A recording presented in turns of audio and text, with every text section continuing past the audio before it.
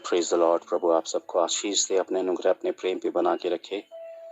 बस कुछ चंद बातें हैं जो मैं आप सबसे कहना चाहता हूं, जो मेरी आत्मा में आई है। सबसे बड़ी और सबसे खूबसूरत बात आज के दौर पर अगर कुछ है तो वो है हमारा जिंदा होना, हमारा जिंदा रहना। और अगर हम जिंदा हैं तो फिर हर वो एहसास है, अच्छा और बुरा, रिश्ते हैं, नाते हैं, दुनिया है, जो कुछ हम अचीव करना चाहते हैं वो है, भविष्य के सपने हैं, वर्तमान का जो दौर है उसके साथ जीना है, एहसास लेना है, रिश्तों को समेटना है, वो सारे काम करने हैं। लेकिन ये सब कुछ तभी है जब हम जिंदा हैं। एक पल पे जब इंसान की जिंदगी की सांस टूट जाती है, उसके बाद सब कुछ समाप्त हो जाता, फिर कुछ नजर नहीं आता। उसके लिए वो सारे काम, वो रिश्ते, वो नाते, वो फ्यूचर, वो आज, वो कल, वो सफलता, असफलता, फिर उसके लिए कोई मायने नहीं रखता है, क्योंकि वो इस दुनिया से जा चुका होता है। इसलिए अगर हम जिंदा हैं तो फिर हम क्यों जिंदा हैं? क्या सिर्फ उस मोटिव को पूरा करने के लिए जो हमने सोचा है? और जिंदा हैं तो हम सुनते हैं, जिंदा हैं तो हम बोलते हैं, जिंदा हैं तो हम देखते हैं, जिंदा हैं तो हम महसूस करते हैं, जिंदा हैं तो अपनी बातें रखते हैं। और यही एक सबसे बड़ा खूबसूरत गिफ्ट है हमारे लिए। मैं आप सबसे कहना चाहता हूं कि जीवन की सबसे खूबसूरत बात, यदि हम अपने आप को मसीह कहते हैं, तो हमारे जीवन की सबसे खूबसूरत बात क्या होगी? वो ये है कि जिस परमेश्वर ने मुझे कान दिए, क्या मैं उन कानों से उसकी सुनता हूँ? जिस खुदा ने मुझे जबान दी, क्या मैं उस जबान से उसकी महिमा करता हूँ? अगर उसने मुझे कान दिए तो क्या उसके पास कान नहीं? अगर उसने मुझे जबान दी तो क्या उसके पास जबान नहीं? अगर उसने मुझे मन दिया तो क्या उसके पास मन नहीं? तो ये तमाम चीजें क्या हम समझ पाते हैं? क्योंकि हम उस भौतिक दुनिया पे रहते हैं, उस मटेरियलिस्टिक फिजिकल वर्ल्ड पे रहते हैं, तो इसलिए हम वही जो देखते हैं, सुनते हैं, महसूस करते हैं, छूते हैं, बस उसी को दुनिया कहते हैं।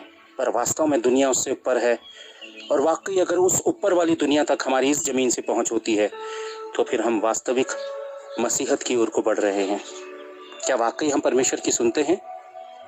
और इस जमीन पर रहते हुए अगर हम परमेश्वर की नहीं सुन रहे हैं तो फिर हमारे रिश्ते की कोई बुनियाद ही नहीं है परमेश्वर के साथ। हम भीड़ के साथ शोर मचाने वाले व्यक्ति हैं। यीशु मसीह भी खुद अलग होकर किनारे चला जाता था अचानक भीड़ से, क्योंकि वो अपने पिता की सुनता था और सुनना चाहता था।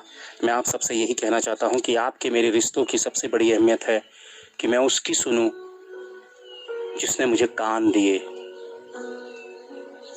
इसलिए परमेश्वर की सुनना बहुत ज्यादा जरूरी है। और परमेश्वर अपने वचन के द्वारा बात करेगा, अपने सेवकों और अपने लोगों के द्वारा बात करेगा, परमेश्वर अपने आत्मा के द्वारा बात करेगा। परमेश्वर जानवरों के द्वारा भी बात करता है और आप बाइबल देखते हैं और जानते हैं। पर क्या जो परमेश्वर बात कर रहा है या करेगा, क्या हम उसको सुनने के लिए तैयार हैं? क्या हम सुनना चाहते हैं? अगर हम परमेश्वर की सुनने की ओर को गौर करेंगे तो हम संसार के उस जाल से, उस धोखे से, उस संसार के उस तंत्र से हम लड़ पाएंगे, हम आगे बढ़ पाएंगे। परमेश्वर की सुनना सबसे बड़ी खूबी है भाइयों बहनों। और यदि परमेश्वर आपसे बात कर रहा है तो फिर उसके ऊपर किसी भी बात की कोई मान्यता नहीं रह जाती, कोई मायने नहीं रह जाते हैं।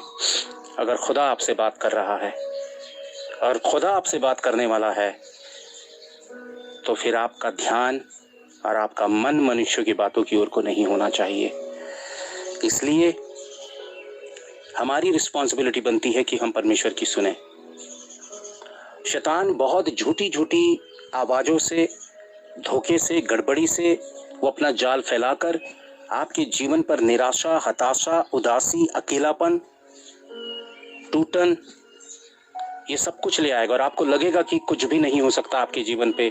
बहुत सारी चीजें आपको इम्पॉसिबल लगेंगी जब आप इंसानी दिमाग और दुनियादारी की सुनने लगेंगे और सोचने लगेंगे।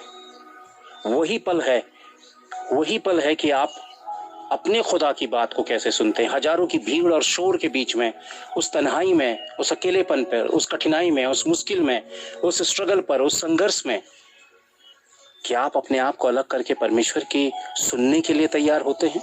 और अगर ऐसा कर पाते हैं तो मैं आपको विश्वास दिलाता हूं, ये मेरा अनुभव है कि खुदा आपसे बात करेगा, खुदा आपसे बात करेगा, और जो भी दुनिया के लिए इम्पॉसिबल हो वो आपके लिए पॉसिबल करके देगा। और दुनिया का यही रोल है, क्योंकि शैतान दुनिया को अपने अधिकार में लेकर आपके सामने इम्पॉसिबल वाली सिचुएशन आपको बार बार आपके दिल दिमाग पे डालेगा कि ये पॉसिबल नहीं है, ये पॉसिबल नहीं है, ये पॉसिबल नहीं है, आपका जीना पॉसिबल नहीं है, आपका चलना पॉसिबल नहीं है, आप जो पाना चाहते हो वो पॉसिबल नहीं है। नूह जब नाव बना रहा था तो दुनिया ने उससे कहा कि ये पॉसिबल नहीं है, ये पॉसिबल ही नहीं है। मिस्रियों का यहूदियों का मिस्र से निकलना इम्पॉसिबल था। बाइबल के भीतर लाल सागर के पार जाना इम्पॉसिबल था। उन चट्टानों से, उन रॉक से दूध और मधु की धाराएं बहना इम्पॉसिबल था। बहुत सारी चीजें बाइबल के भीतर इम्पॉसिबल थी। तब खुदा ने बात की और इम्पॉसिबल को पॉसिबल किया। पर कब? जब खुदा के लोगों ने खुदा की सुनी।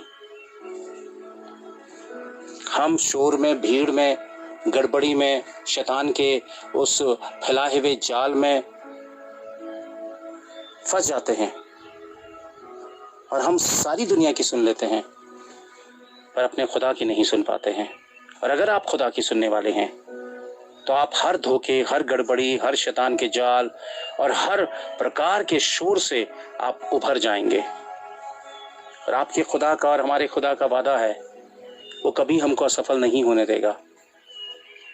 हमें लड़ाई लड़नी पड़ती है, मुश्किलों का सामना करना पड़ता है, कठिनाइयों का सामना करना पड़ता है, बहुत दो चार होना पड़ता है और कई बार हम बिल्कुल हताश और निराश हो जाएंगे।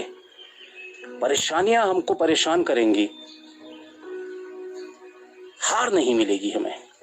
नाव पर तूफान जरूर आएगा पर नाव नहीं डूबेगी। हालात बुरे बनेंगे पर हम हारेंगे नहीं। हम मुश्किलों से घिर जाएंगे, प्रताड़ित किए जाएंगे पर हारेंगे नहीं। परमेश्वर हमें कभी हार नहीं देगा।